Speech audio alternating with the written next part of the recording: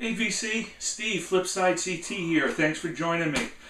Appreciate it. I wanted to say hi to new subscribers. Thanks for subscribing and tuning in. I do appreciate it. I do appreciate comments when people leave it, even if you put a smiley face. That's good enough for me.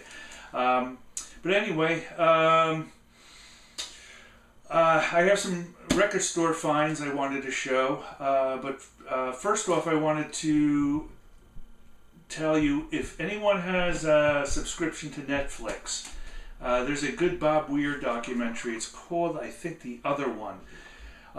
Really good information. It's current. A lot of things I didn't know about Bob, and it's really interesting. And he talks about from the beginning till current, his family, some situations. It's definitely worth a watch. I respect the heck out of Bob and what he accomplished, and his guitar playing especially is just really, really underrated. So anyway, check that out. So Replay Records is one of the places I went in Hamden, and I showed this this album, the volume number 3. This is volume 2, the British Blues Archive series. There's 4 of them.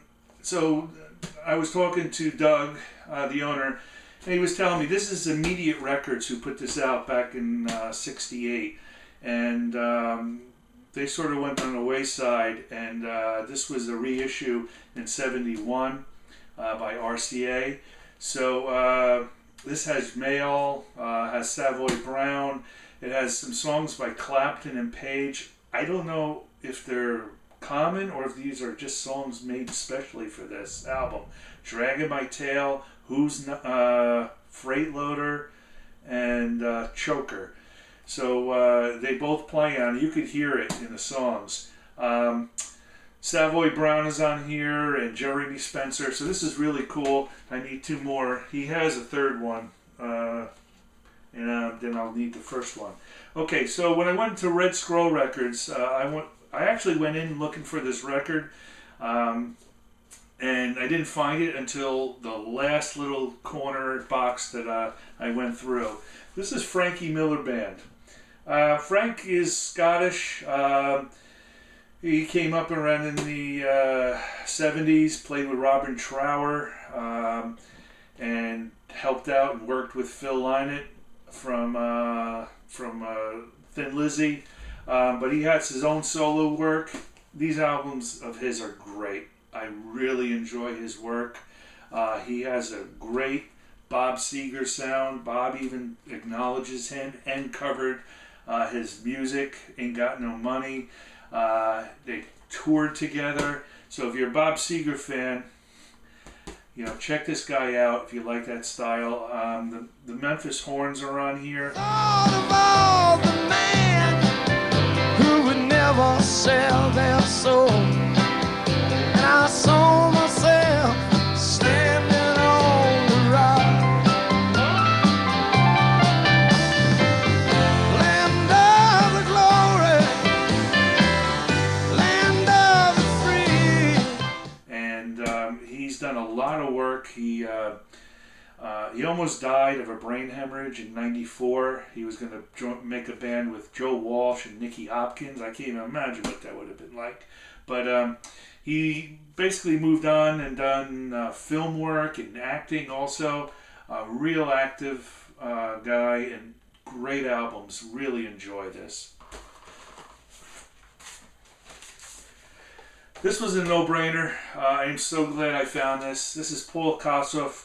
This is a comp album of his work.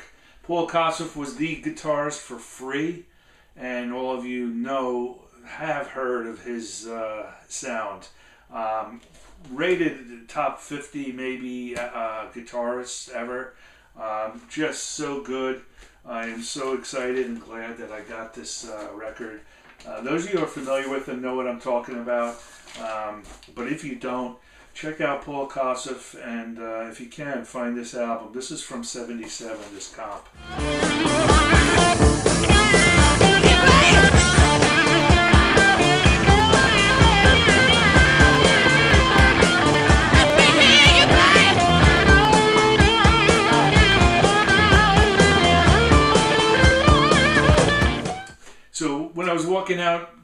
I saw this poster up on the door, Red Scroll, and saw some bands that were playing in the area. And if you check it out, you could see just a few names and a few that interest me. Of course, what stood out for me was August 11th, Psychedelic Furs in the church. And I am not going to be in town that day. So I am just sort of annoyed that happened. I don't go to shows much. Psychedelic Furs would make me go to a show and pay for the ticket. I love Butler, and I love John Ashton, the guitarist. He gave me a lot of influence in my playing, using this phase shifter, the flanger, and all these special effects. It's just, he's so good and so cool. He has a new project out. If you check him out on Facebook, you might see some information on him, and he's got some new work. He actually lives in Woodstock, New York, which I think Richard Butler lives also, so that's pretty cool that they're still together. So it's going to tie me into this album, The Unwanted. This is a punk band, 77, 78, and Ashton played with these guys. Vince Eli, the drummer of the Psychedelic Furs, played with these guys. They came in, they just had some singles and demos. They toured around. Just a good punk band. Just not loud, not obnoxious guys that I know of.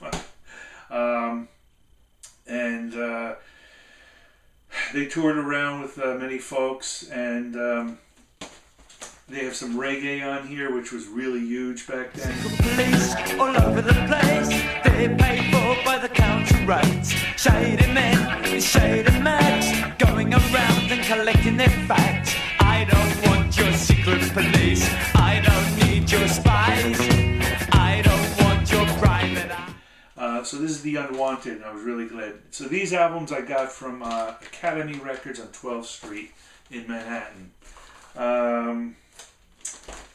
And when I found this, I grabbed it. This is the best of Stiff Little Fingers. These are the singles and the B-sides from the singles. This is a double album, and what could I say? I just was really excited to find this. Think of something that you want to do with your life. Something that you like that's not allowed. Have no time to talk about all your stupid hopes and dreams. Get your feet back on the ground, son. And I'm just going to jump ahead. Manhattan has a lot of street fairs in the spring, etc. So there was a vendor out there, and I found this for a few dollars. This is the shoes. I mentioned about them before. This is present tense. This was just a few dollars. I just will promote the heck out of these guys. They're so good, so cool. The songs are very poppy. What's really interesting, I mean, this album has all these songs that are talking about breakups and I Don't Miss You, Cruel You, Too Late, Your Very Eyes, In My Arms Again. So there's some kind of serious relationship issues going on. But two of them wrote this music. But this is great. I was excited to get this.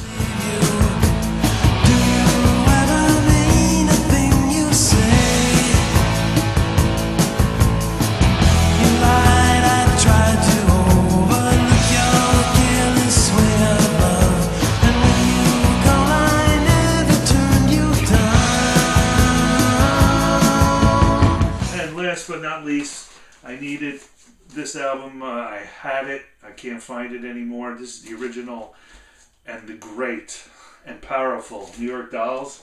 Their first album, Polygram. I'm showing this and going to let you hear something from them because I don't think a lot of people know about the Dolls or heard their music, but second generation punk is what I would say these guys were. Then came the third, fourth, etc. don't you ask me why I love you, because I don't know why I do. And up my nose, tryers won't pick it up, take them nights away. Tryers won't get it up, don't take my night away. Tryers won't. But you know, I just love this band, the guitar work, etc. They took Chuck Berry licks to the next level. I didn't care how they looked or, you know, sometimes how they played. But it was interesting as I learned more. Before Sylvain, Ricky Rivets was in the band, and he was the guitarist. Well, it all started off with, I met Arthur on McDougal Street. He came up to me and said, hey, I hear you play bass. It started when I met, you liar. I met Arthur on McDougal. That's not how it started. It started all back in good old Queens. Can I have a cigarette now? Listen, why don't you guys tell the story? I'll sleep.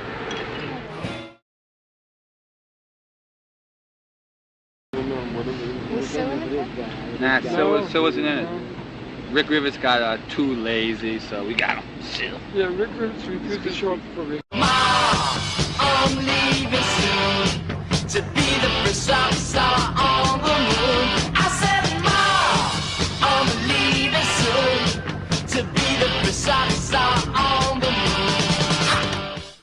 moon. And so Ricky got kicked out, and he formed the Brats. And the Brats, a real good band. I was really impressed. Somewhere around '73. And one note is that there was a little band called Kiss that opened up for them. So a little nostalgia for there. That's about it, guys and gals. Thanks for watching. Really appreciate it.